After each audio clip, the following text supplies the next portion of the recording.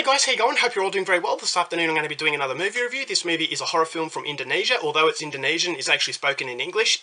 Released in the year 2012, directed by Joko Anwar, and this film is called The Ritual. So The Ritual starts off with a man. He wakes up in the middle of the woods. He's got no recollection of how he got there, but he wants answers. So he's wandering along, trying to find a way out, but he comes across a cabin. So he goes inside the cabin. He sees a video camera that's set up saying, "Play me." So he plays the video and he witnesses the murder of a pregnant woman. So he's freaked out by this. He runs out of the cabin and he's running for all of his life, and then he finds out he's been stalked by a psychopathic madman with a machete and a crossbow. So it's a cat and mouse game, and so not only does he have to try and find out why he's here, he also has to try and stay out of the grasp of this psycho who is hell-bent on killing him for reasons that he needs to know. So whether or not this guy can outlast his nightmare is something you're going to have to find out for yourself, because that's as far as I'm going with my synopsis.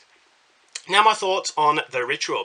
Coming into this movie, naturally I had massive expectations based on the fact that Indonesia are definitely the up-and-comers as far as world cinema is concerned. So when you think of Indonesia recently, you think of the Mo brothers, Kimo Stambol and Timo Tjahjanto, who directed films such as Macabre, Killers, and recently Headshot. And they were great movies, and then you've also got other great movies such as The Raid and Raid 2, directed by Gareth Evans, and Indonesia also has an action superstar in Iko Uwais. So he is the next Tony Jaa, he's the next Donnie Yen, he's definitely in martial arts cinema is up in the forefront. He's actually one of the leaders, and so Indonesia have really just completely exploded on the world map, and it's cause for excitement whenever you get an Indonesian film. So The Ritual came out in 2012, so this is before the new wave of Indonesian cinema come out, but there have been older films from Indonesia that have been out but just haven't got the recognition that they deserve.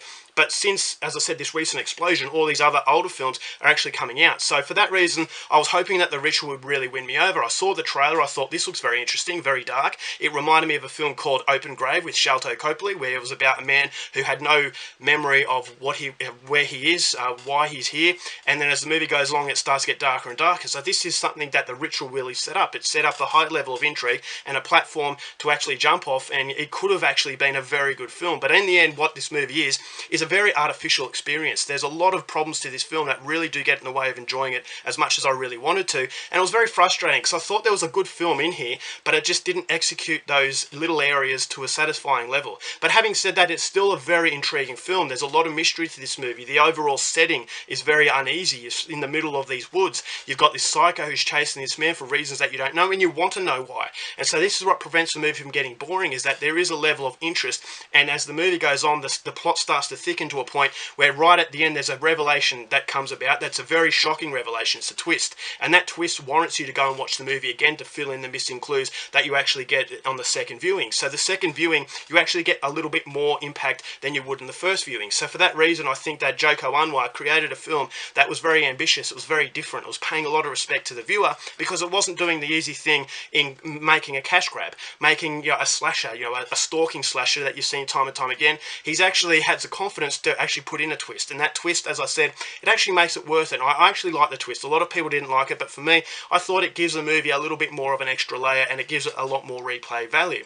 So for a film that is not great, at least it makes you want to go and see it again, and it is bearable. It's a movie that you can put up with, but it's very disposable. And I think the reason why it's so disposable is because, as I said, there's so much artificial quality to this movie. Whether it's the lighting, sometimes the scenes look very good, but other times the scenes look a little bit fake. You've got a very fake acting. Now this is actually in the English language, and the most of it is actually dubbed. Well, it sounds dubbed. It sounds very artificial, so you can't get an insight into whether or not these actors are actually putting in a good performance, because it feels as though their voices belong to someone else, and so it really takes you out of the experience, and it really feels as though it's very fake. And because it's fake, you don't relate to these characters, and if you're not relating to these characters, there's a certain level of fear factor that really goes out the window.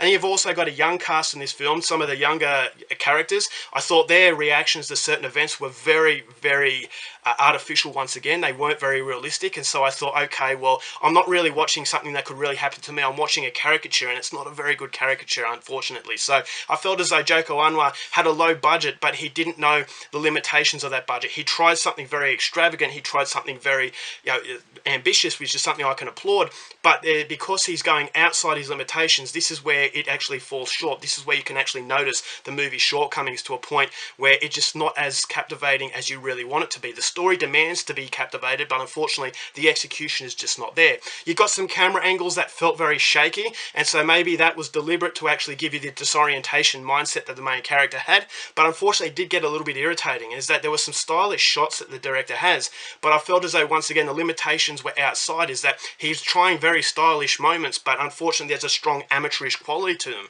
so it felt very shaky. It felt like this movie needed a tripod to actually stay still, and so that was a problem once again. And you've also got problems with the editing. I thought there were a lot of scenes in this film that went on for too long, and so it does become a little bit irritating. I thought to myself, if you just cut this scene here and then jump to the next scene, it would have been a lot better, but it felt as though this is a movie that's gone through without a strong editing process, and so it felt very raw. It didn't feel like it was a completed film, a very polished film, and that is the reason why I didn't enjoy this movie as much as I wanted to. So as I said, there's grounds for a very good film, and it is interesting, and that's the reason why I'd still say go out there and see it. It's not terrible, but unfortunately the low budget quality, it just doesn't know how far it can go and whether or not it's crossing a line. So that was the biggest problem, and unfortunately that's the biggest reason why I didn't enjoy the movie as much as I wanted to. So even though I'm still saying it's recommended if you like foreign cinema, in particular Indonesian cinema, it is different, it's trying something, but unfortunately I just thought it bit off a little bit more than it could chew, and as a result of that I'm going to give The Ritual 2 stars.